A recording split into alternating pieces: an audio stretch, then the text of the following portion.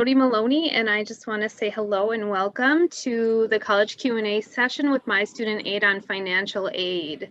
We're going to have participants showing up through the presentation. So I just wanted to give you some quick housekeeping, and then I will introduce our presenter for today.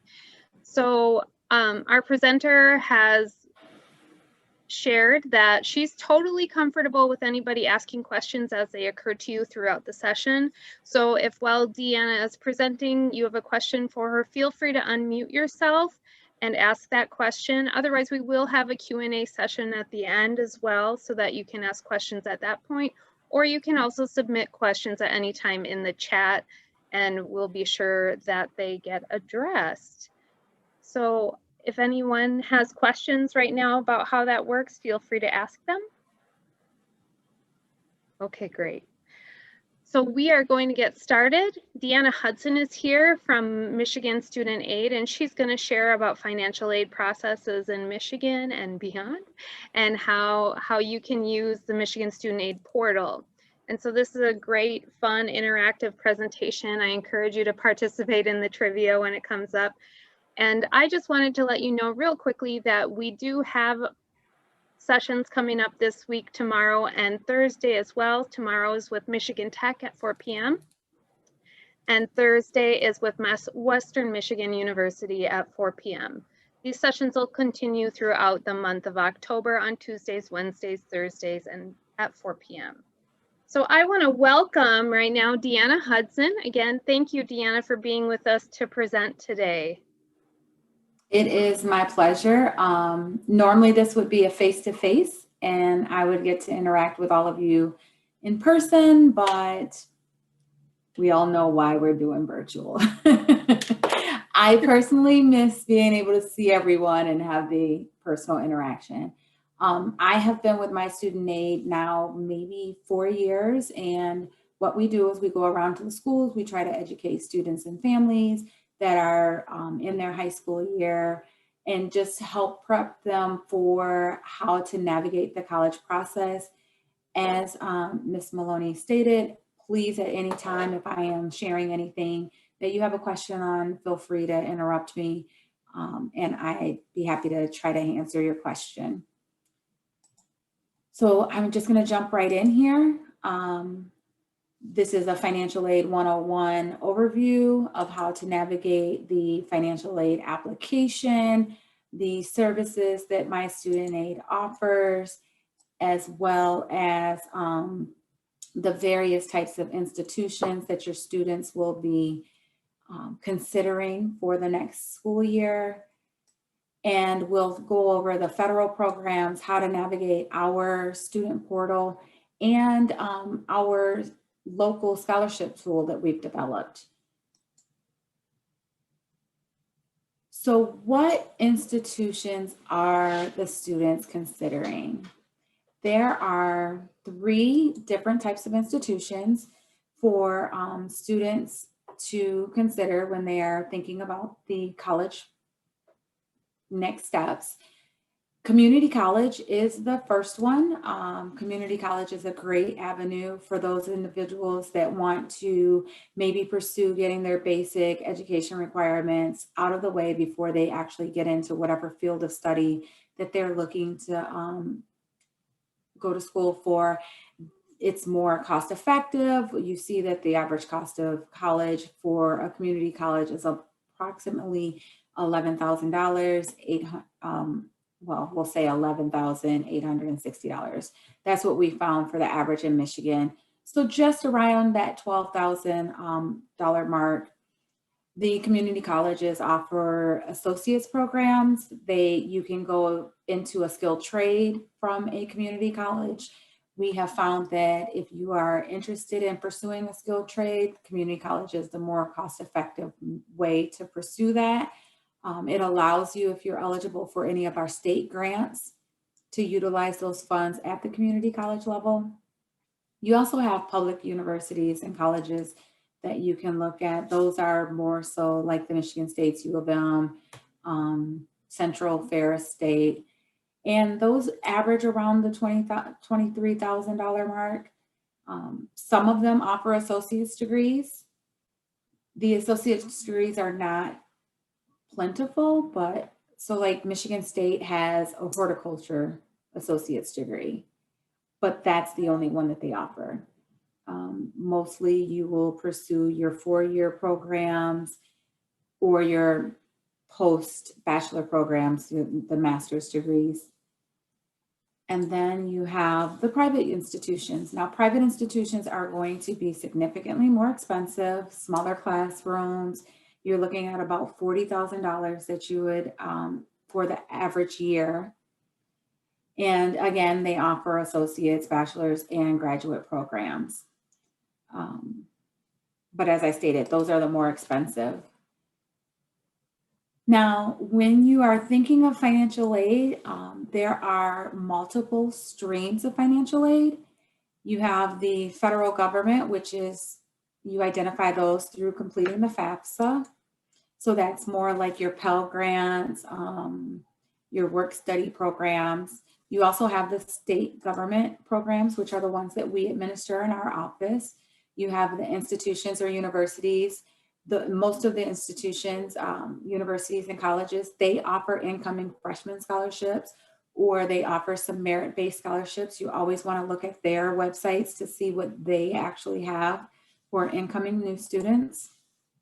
And then you have the private scholarships or community foundations, employers that offer scholarships to their students, to their employee students, and things of that nature. I always want to look at all those forms of financial aid. So financial aid is broken down into a few different components. You have the free money, which absolutely have no requirement to pay them back. They're scholarships, they're merit-based. Some of them can be merit-based. You have the grants, which are based on a need. And then you have earned money, that's the work study. In work study, you'll actually identify on your FAFSA if that is what you would like to pursue. That is the only time that you can identify that you want to be considered for work study. We strongly recommend that all students indicate that they want to do work study, because you can change your mind as you are navigating and filling out, filling out all the paperwork and deciding what classes you want to take, what's your schedule going to look like. And then at the last minute, you can say, you know what, my plate is going to be full, so I really don't want to do work study right now. But you can't go back and change after you submit your FAFSA and change your mind and say, oh, I'd like to be considered for work study at that point. So there's no harm in saying yes, work study in advance, and changing your mind at the end on the other side. Then there's the borrowed money, which is the loans, right? We all are familiar with loans. I'm sure you have people around you that are always complaining and griping about their loans. That's the money that's required to be paid back with interest. As you see, it's bold on there. We don't want any confusion that money is required to be paid back. Now, FAFSA, October, I'm sure you're here because you've heard that October is Financial Aid Awareness Month. This is the month that FAFSA opened. It opened up on October the 1st, and you need to complete a FAFSA. Really quick, there's benefits to filling out the FAFSA earlier than later, because as the money starts getting dispersed, you may miss out on opportunities for various scholarships if you wait until later on in the year to do the FAFSA. You can complete the FAFSA by going to www.fafsa.gov. And this is a screenshot of what the page will look like. You do have the ability to complete the FAFSA on your mobile device. They do have an app. I would strongly recommend that if you have the ability to access it from a computer, it seems to be a little easier to navigate from your phone versus the mobile device. If you don't have a lot of time and you decide to start the FAFSA, you can start the FAFSA, save it where you're at, and come back to it at a later date to complete it. It generally takes about an hour from start to finish. You and your student will have to have what is called a FAFSA or FAFSA ID. It requires the parent and the student to have their own email address, and that is how you will sign the document electronically. There are a few little facts real quick that we just want to go over. You should never pay anyone to complete your FAFSA. It's something you can do completely on your own. If you run into any problems while completing the FAFSA, they have online support for you, or you can always call whatever college or university that your student is looking at potentially attending, and the financial aid office will try to assist you through whatever the issue is that you're having. The FAFSA must be completed every year in order to renew any scholarships or loan eligibility.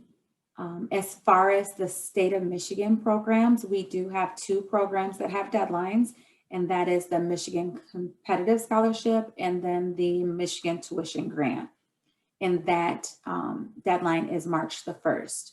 So that's why we say fill out the FAFSA sooner than later, because if your student is eligible for MCS or MTG and you complete the application on, let's say, April 1st, then you have missed out on those 2 scholarships from the state.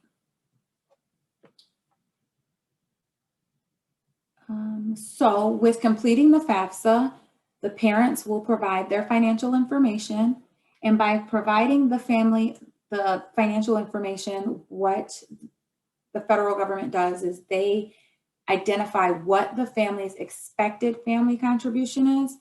Now, expected family contribution is it's just an estimate. It doesn't mean that you're going to help your student by providing whatever the dollar amount is that they identify. They have just come up with a formula to identify that this is the potential that they believe you have to contribute to the student's college career.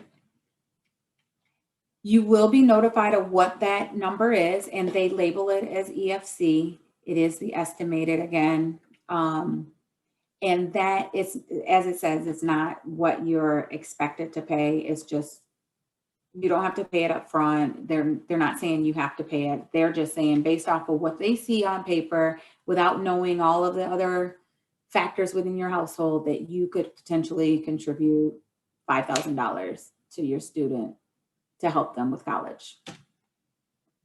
So there's a few variables that go into determining your family contribution. Income, the number of students in your household and parents, number of students in college, and the amount of taxes paid.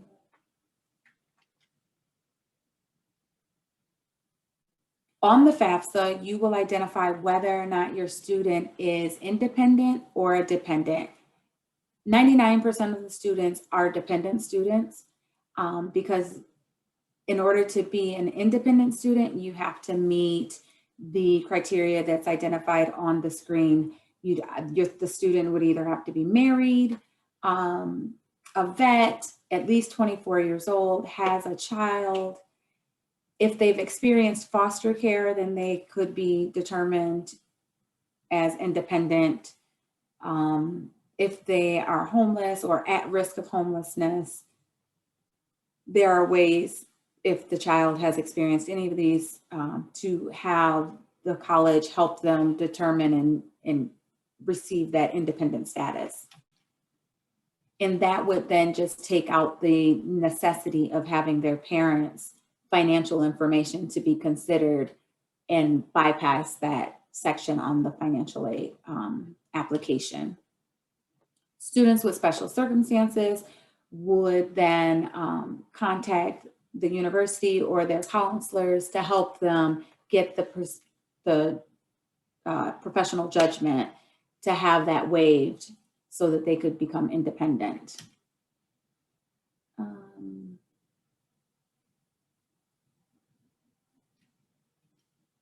So this is also another good slide here.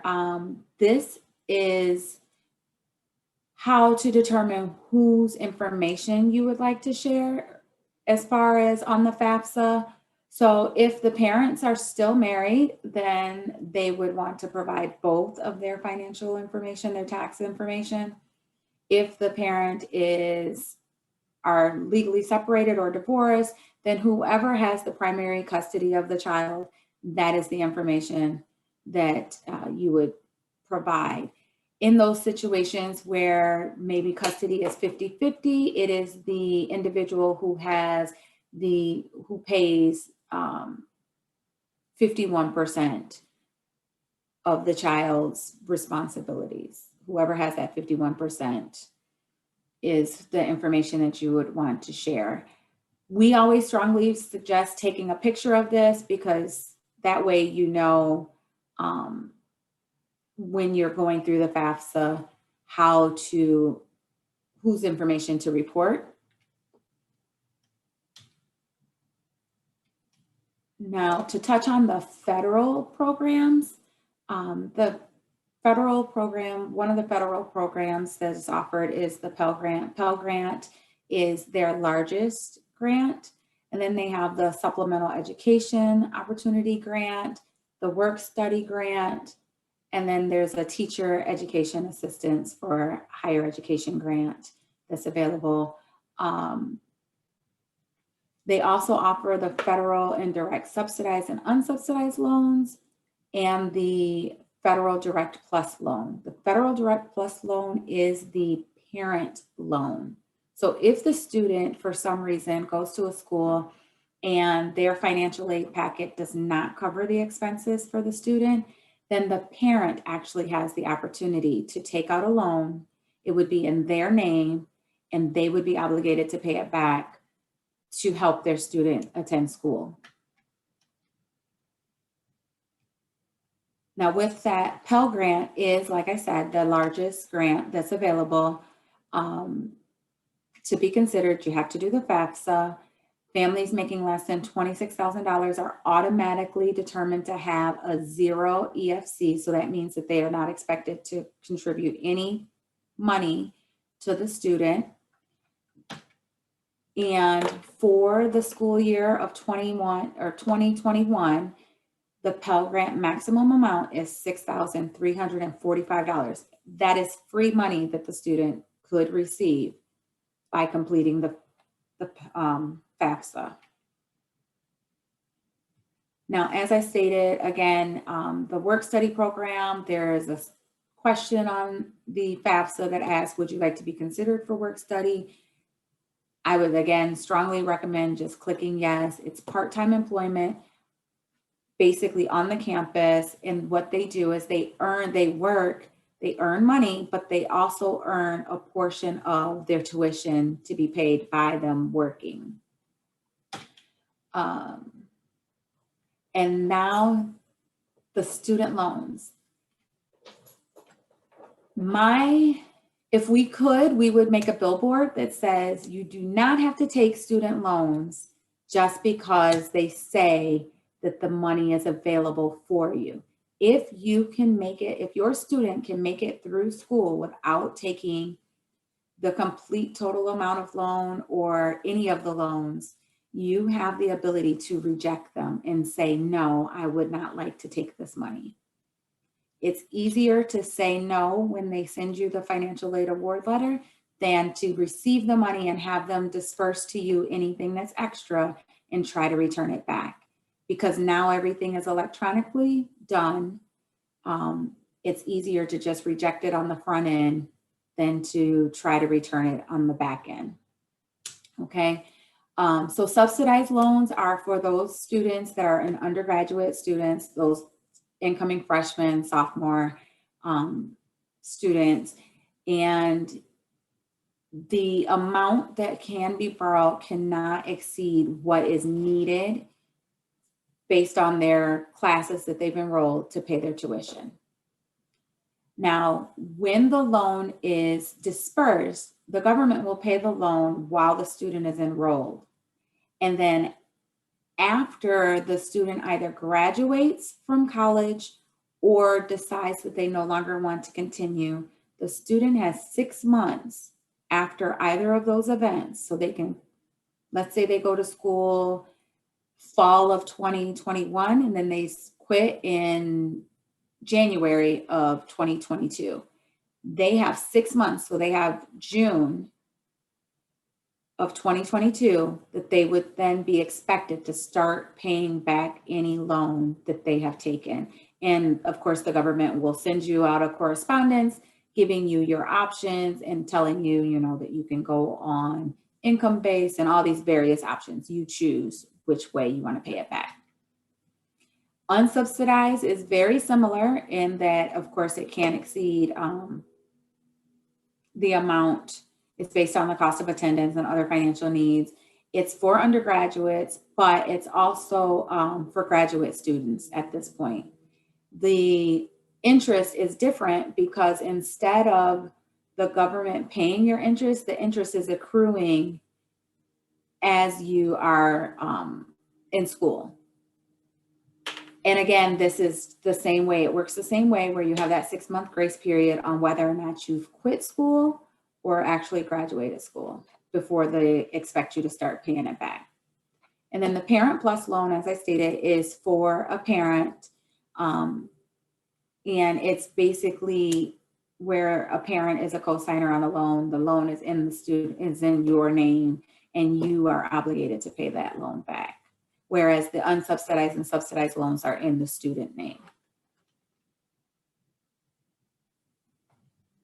So when thinking about taking out a loan, you want to make sure that the loan payment does not exceed 10% of whatever the student is expecting to make once they graduate college. You want to just make sure that you are aware of what that expected first year salary is and keep that in mind as you are navigating through college to make sure that you are on the right track as far as like, how much money have I taken? About what will my payment be? Can I maintain it if I accept this additional money? And then right now we do have the loan forgiveness. So if you work for a public service organization, they have the teacher loan, they have the income driven loan.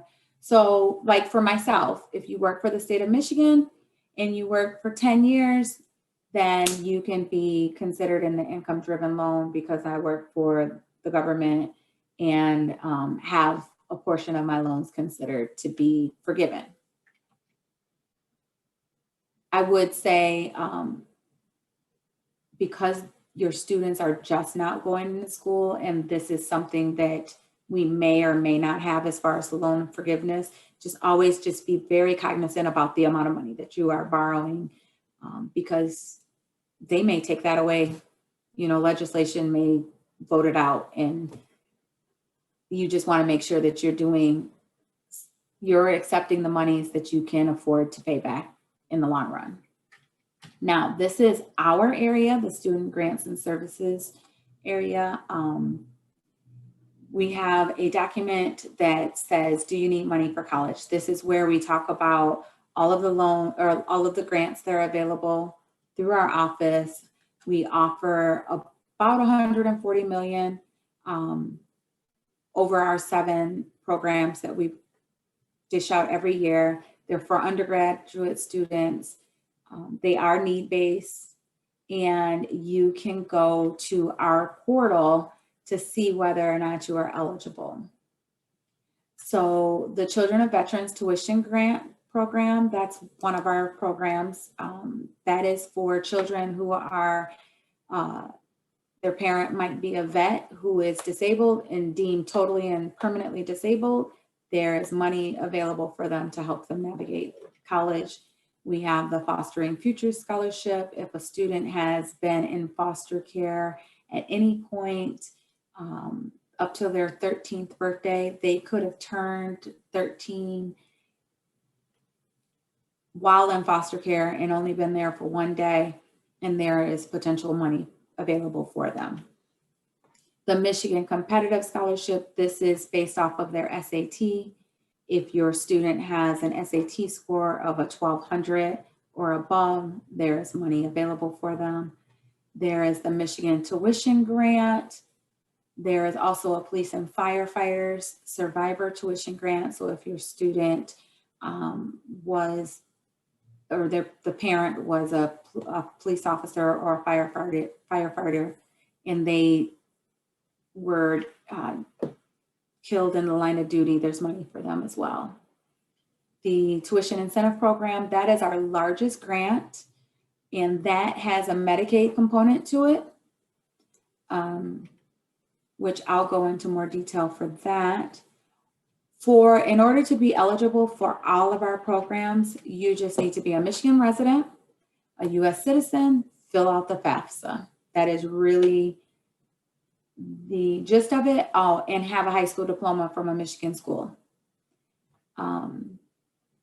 You must continue, once the student is enrolled in school, they have to have a satisfactory grade level, which is a 2.25 cumulative grade point average in order to keep the grant.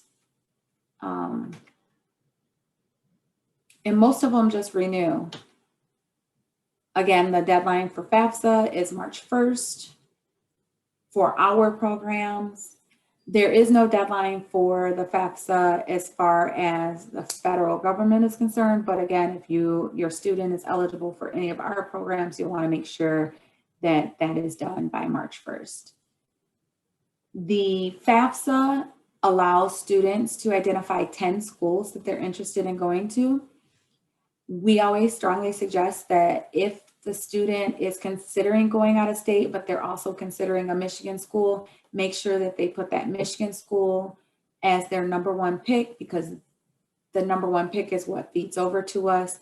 And if for some reason they end up staying in Michigan, that makes it easy for us to know where they're going, or they would have to call us and notify us to say, you know, I'm not going to the school in Indiana any longer. I want to stay here in Michigan. And just to make sure that if they're eligible for any of our programs, that we would pay that, whatever portion of that bill. Now, the Michigan Tuition Incentive Program, as I stated, it's our largest grant. It does have that Medicaid component. The student, in order to be eligible, would have had to have Medicaid for 2 years in a 3-year consecutive period. So that's 24 months out of a 36-month period that they would have had to have Medicaid. And it is broken down into phases.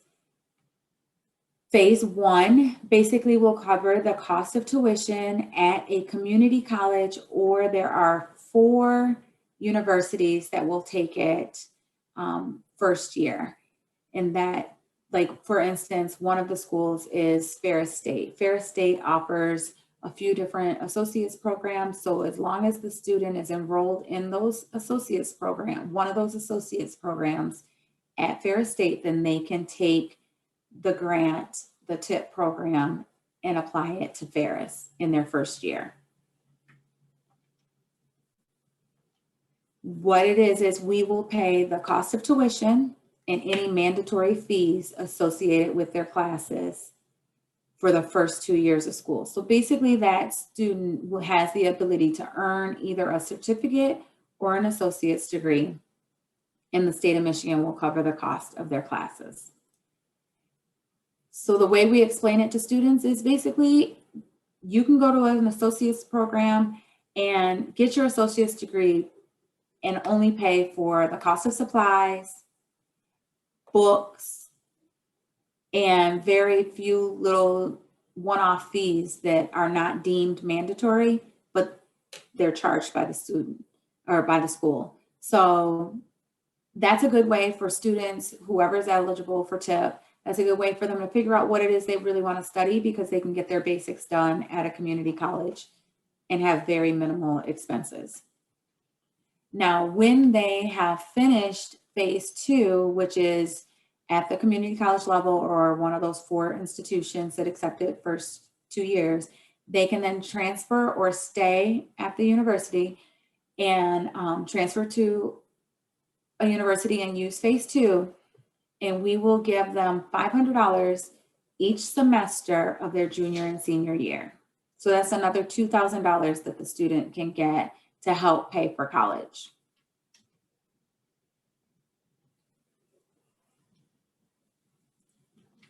Now, to find out if you are TIP eligible, this program up until a few weeks ago had an application that the student would actually have to complete.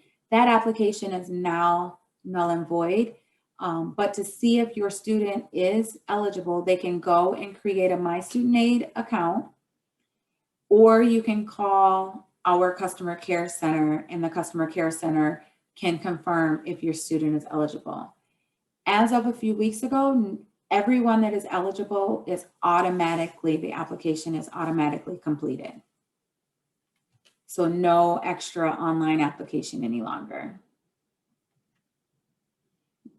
Now the student portal is this MySSG account right here, where you can go and create an account, and it's www.michigan.gov/MySSG. When you are in there, the student will need their social security number.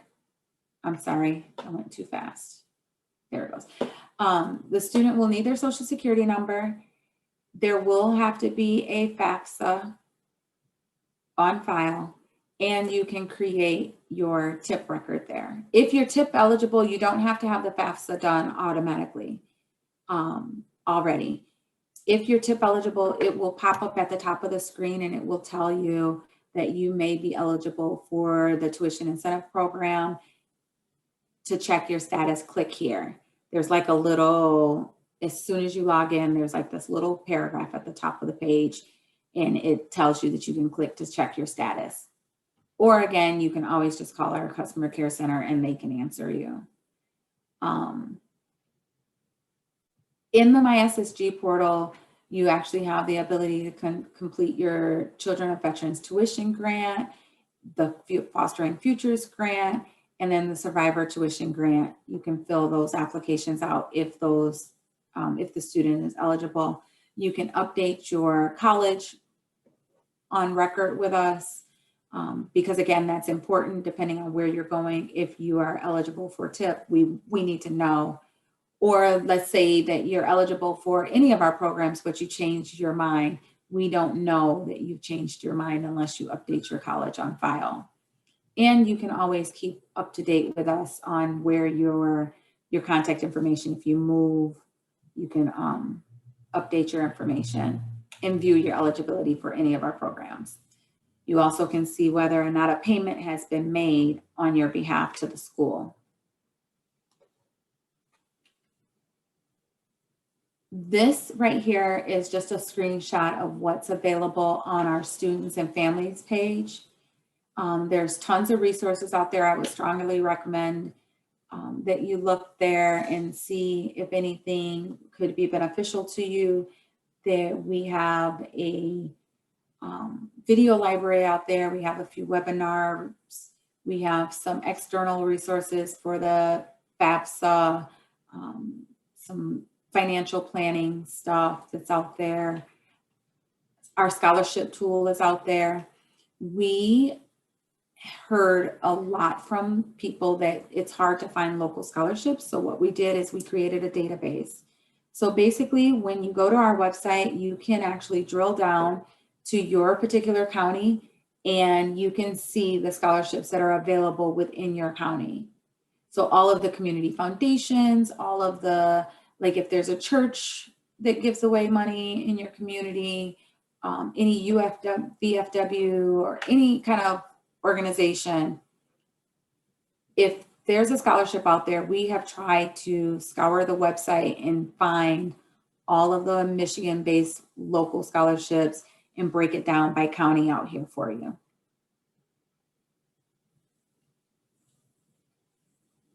That is pretty much the presentation for me, unless you have questions. I took the trivia questions out of it because we have a version with trivia questions for the students to try to keep them engaged, to make sure that they're paying attention to us. But if you guys have any questions for me, let me know. I just want to remind you that you can submit questions in the chat if you're feeling like not talking today, or you can go ahead and unmute yourself in the lower left and ask any questions you might have. And we'll hang out here just for a few minutes while you figure out if you have questions or not. Deanna, I had a question that I think might be helpful for students. One of the things you said is that if students change addresses or move, then they should go in the portal and update their addresses. Now, does that apply to if they move to campus? No, well, no, because that's not a permanent address per se. I would say, so like for myself, when I was in college, my permanent address was my parents', right? But I was moving around, apartment here or whatever. For the important information, like your FAFSA, school stuff, I would definitely keep it at a parental address because during your college years, you're not really stable. Even though you might be somewhere for a year, you're not really stable, right? So I wouldn't change it to like a college campus. It's more so the thought behind that, keeping us up to date on your address is that for TIP, you used to have only 6 years from high school graduation to use the benefit. So as that 6 years was approaching for that free money, we would send out a little nudge like, hey, you've been out of school for like 4 years. You only have 2 years remaining to use that benefit. Well, again, they recently changed that.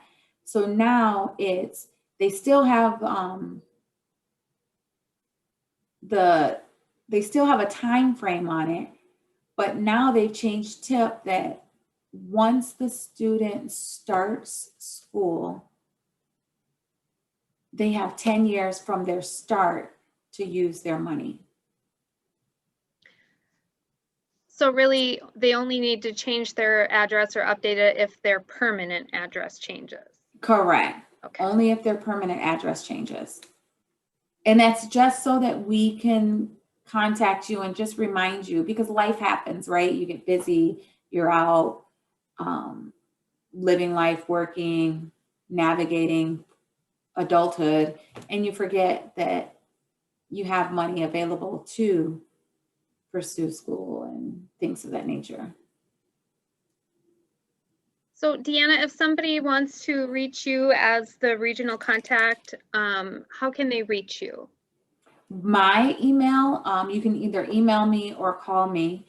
My email is Hudson, HUDSON D4 at Michigan.gov, or my phone number is 517-335-7426. I just put those numbers in the chat and that email in the chat for you if you need to, if you want to copy it, or you should be able to download it too if that's helpful. And then the Michigan Student Aid website is MiStudentAid or wait, I'm saying it wrong. It's no, you're right. It's Okay. MI. Well, it's good that you said MI, because a lot of people, we say MiStudentAid, and there is another site that's MiStudentAid, but we are MiStudentAid.gov. So it should be here. I'll bring it up. I'll share the screen.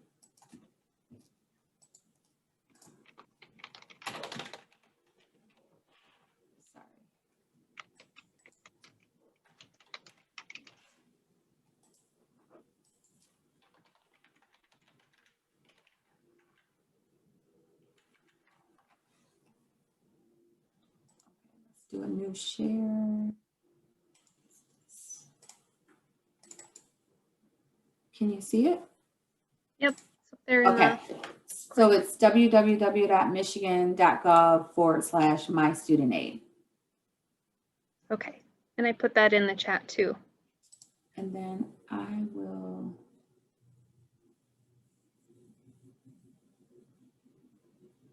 So if you want to learn anything more about any of our programs, you can just scroll down a little bit, and all of our programs are described here under the My Programs.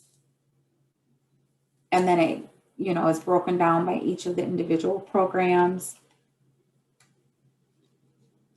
And then the scholarship tool that I spoke about is right here as well, right next to that.